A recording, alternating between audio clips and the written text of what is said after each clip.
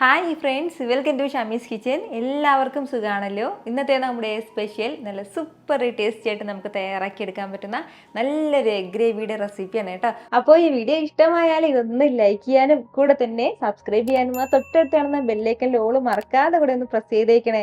എന്നാൽ ശരി, എന്തെങ്ങനെയാണ് തയ്യാറാക്കുന്നത് വേഗം ഒന്ന് കണ്ടു നോക്കാം. ആദ്യം നമുക്ക് വേണ്ടത്, ഞാനിപ്പോൾ ഒരു പാൻ അടുപ്പത്തേക്ക് വെച്ചിട്ടുണ്ട്. അതൊന്ന് ചൂടായി വരുന്ന സമയം ഇതിലേക്ക് നമുക്ക് 1 ടീസ്പൂൺ അളവിൽ മാത്രം കുറച്ച് എണ്ണ ചേർത്ത് കൊടുക്കാം.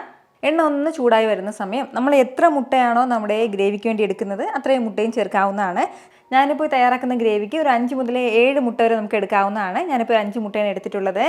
മുട്ട ചേർത്തിട്ട് ലൈറ്റായിട്ട് ഒന്ന് വഴറ്റി കൊടുക്കാം. ഇതൊന്ന് ചൂടായി വരട്ടെ. നമ്മുടെ മുട്ടയെല്ലാം ചെറിയ രീതിയിലൊന്ന് ചൂടായി തുടങ്ങിയിട്ടുണ്ട്. ഇനി നമുക്കിതിലേക്ക് വേണ്ടത്, ഫ്ലെയിം ഒന്ന് കുറച്ച് വെച്ചിട്ട് ഒരു 1/2 ടീസ്പൂൺ അളവിൽ മുളക് പൊടി ചേർക്കാം. കൂടെ ഒരു 1/4 ടീസ്പൂൺ മഞ്ഞൾപ്പൊടിയും കൂടി. ഇനി വേണ്ടത് ഉപ്പാണ്. 2 പിഞ്ച് അളവിൽ മാത്രം ഉപ്പും കൂടി.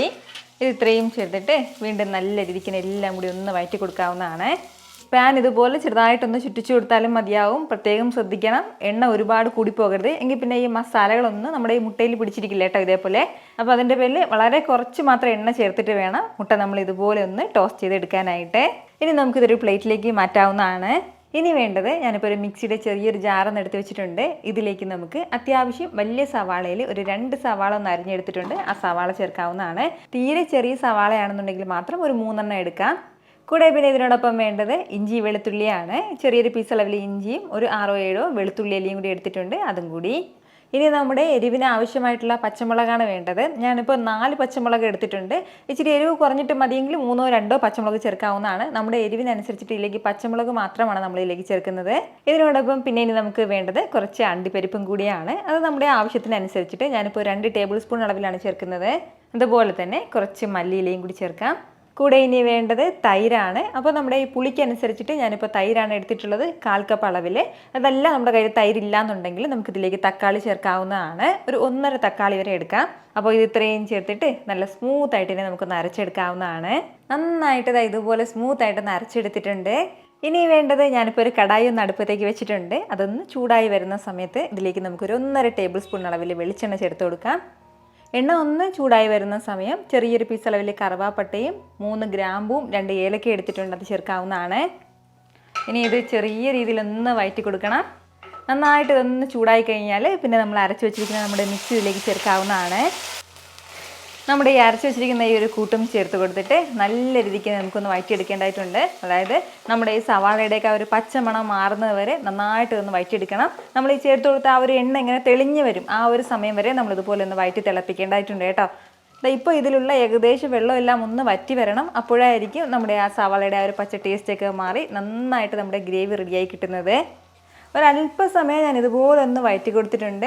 ഇപ്പോൾ നമ്മുടെ ആ കൂട്ടിലുണ്ടായിരുന്ന ആ കംപ്ലീറ്റ് വെള്ളവും ഒന്ന് വറ്റി കിട്ടിയിട്ടുണ്ട്. അതുപോലെ തന്നെ നമ്മുടെ സവാളയുടെ ആ ഒരു പച്ച ടേസ്റ്റൊക്കെ ഒന്ന് മാറിയിട്ടുണ്ട്. ഇത്രയും ഈ ഒരു രീതിക്ക് വേണം കേട്ടോ ഇതൊന്ന് വഴറ്റിയെടുക്കാനായിട്ട്. ഇപ്പോൾ നമുക്കിനി ഇതിലേക്ക് മസാലകൾ ചേർക്കാവുന്നതാണ്. 1 ടീസ്പൂൺ നിറയെ തന്നെ മല്ലിപ്പൊടി എടുത്തിട്ടുണ്ട്, അത് ചേർക്കാം. കൂടെ ഒരു 1/2 ടീസ്പൂൺ പെരിഞ്ചീരകം പൊടിച്ചതും കൂടി, അതേ അളവിൽ തന്നെ കുരുമുളക് പൊടിച്ചതും കൂടി നമുക്ക് ആവശ്യമായിട്ടുണ്ട്. ഇനി നമുക്ക് വേണ്ടത് ഗരം മസാല പൊടിച്ചതാണ്, 1/2 ടീസ്പൂൺ അളവിൽ അതും കൂടി. 1/2 ടീസ്പൂൺ അളവിൽ മഞ്ഞൾപ്പൊടിയും കൂടി ചേർത്തിട്ട് നല്ല രീതിക്ക് തന്നെ നമ്മുടെ ഈ മസാലയുടെ ആ ഒരു പച്ചമണം മാറുന്നത് വരെ ഒരല്പസമയം ഒന്ന് വഴറ്റി കൊടുക്കാം. ഈ ഒരു രീതിക്ക് നന്നായിട്ട് ഒന്ന് വഴറ്റിയെടുത്ത് കഴിഞ്ഞാൽ ഇനി നമുക്കിതിലേക്ക് ആവശ്യമായിട്ടുള്ള വെള്ളം ചേർക്കാവുന്നതാണ്. 1.5 കപ്പ് അളവിലാണ് ഞാനിപ്പോൾ ഇതിലേക്ക് വെള്ളം ചേർത്ത് കൊടുക്കുന്നത്. കൂടെ തന്നെ നമ്മുടെ ഈ ഗ്രേവിക്കും ആവശ്യമായിട്ടുള്ള ഉപ്പും കൂടി ചേർക്കാവുന്നതാണ്. ഉപ്പും ചേർത്തിട്ട് എല്ലാം കൂടി നന്നായിട്ടൊന്ന് ഇളക്കി യോജിപ്പിച്ച് കൊടുക്കാം. നന്നായിട്ട് ഇതെല്ലാം കൂടി ഒന്ന് ഇളക്കി യോജിപ്പിച്ച് ഇതുപോലെ ഒന്ന് തിളച്ച് വരുന്ന സമയം ഇനി നമുക്ക് വേണ്ടത്, ഇതൊന്ന് അടച്ച് വെച്ച് ഒരു 5 മിനിറ്റ് കൂടി ഒന്ന് തിളപ്പിച്ചെടുക്കണം. അത്രയും സമയം കൊണ്ട് നമ്മുടെ ഗ്രേവി നല്ല പെർഫെക്റ്റ് ആയിട്ട് റെഡി ആയിട്ടുണ്ടാവും. ഞാൻ ഇതിപ്പോൾ ഇങ്ങനെ ഒന്ന് തിളയ്ക്കാൻ തുടങ്ങിയിട്ട് ഏകദേശം ഒരു 5 മിനിറ്റോളം ആയിട്ടുണ്ട്. അത്രയും സമയം കൊണ്ട് തന്നെ നമ്മുടെ ആ ഗ്രേവി എല്ലാം നല്ലതുപോലെ വറ്റി നമ്മൾ ഒഴിച്ചു കൊടുത്താൽ ഒരു എണ്ണയ്ക്ക് ഇങ്ങനെ തെളിഞ്ഞ് വരുന്നുണ്ട്. അപ്പോൾ ഇതിലേക്ക് ഇനി ഒരു അല്പം മല്ലിയിലയും കൂടി ചേർത്ത് കൊടുക്കാവുന്നതാണ്. കൂടെ തന്നെ നമ്മൾ നേരത്തെ വഴറ്റി മാറ്റി വെച്ചിരുന്ന മുട്ടയും കൂടി ചേർക്കാം. മുട്ടയും ചേർത്തിട്ട് എല്ലാം കൂടി ഒന്ന് മിക്സ് ചെയ്തെടുക്കണം. എന്നിട്ട് നല്ല സൂപ്പറായിട്ട് നമുക്കിത് ഉടൻ തന്നെ സെർവ് ചെയ്യാവുന്നതാണ്. വളരെ രുചികരമായിട്ടുള്ള നല്ലൊരു മുട്ട ഗ്രേവിയാണ്. ഉറപ്പായിട്ട് ഇതുവരെ ഇതുപോലെ ട്രൈ ചെയ്തിട്ടില്ലാത്തവർ മസ്റ്റായിട്ടൊന്ന് ട്രൈ ചെയ്ത് നോക്കണം. നിങ്ങൾക്ക് നന്നായിട്ട് ഇഷ്ടമാവും. ട്രൈ ചെയ്ത് നോക്കുന്നവരൊക്കെ നിങ്ങളുടെ ഫീഡ്ബാക്ക് കൂടി എനിക്കൊന്ന് മറക്കാതെ അറിയിച്ചേക്കണം. കാരണം നിങ്ങളുടെ ഫീഡ്ബാക്ക് കാണുമ്പോഴായിരിക്കും അത് മറ്റുള്ളവർക്കും തയ്യാറാക്കി നോക്കണം എന്നുള്ളൊരു പ്രചോദനം ഉണ്ടാകുന്നത്. എത്ര എളുപ്പത്തിലും രുചികരമായിട്ടാണല്ലേ നമ്മൾ തയ്യാറാക്കി എടുത്തിട്ടുള്ളത്. അപ്പൊ ഇത് ഇഷ്ടമായാൽ ഇതൊന്ന് ലൈക്ക് ചെയ്യാനും കൂടെ തന്നെ നിങ്ങളുടെ ഫ്രണ്ട്സിനും ഫാമിലിക്കും എല്ലാവർക്കും ഇതൊന്ന് ഷെയർ കൂടി ചെയ്ത് കൊടുത്തേക്കണം. ഇതുപോലുള്ള റെസിപ്പിക്ക് വേണ്ടിയിട്ട് നമ്മുടെ ഷാമീസ് കിച്ചൻ ചാനൽ ഫോളോ ചെയ്യാനും സബ്സ്ക്രൈബ് ചെയ്യാനൊന്നും ആരും മറക്കരുത്. വീണ്ടും നല്ലൊരു ഷാർ വീഡിയോ ആയിട്ട് നാളെ കാണാം. അതുവരേക്കും എല്ലാവരും ഹാപ്പി ആയിട്ടിരിക്കുക, സന്തോഷമായിട്ടിരിക്കുക, എല്ലാവരും സേഫ് ആയിട്ടിരിക്കണം. Take care friends. ടാറ്റാ.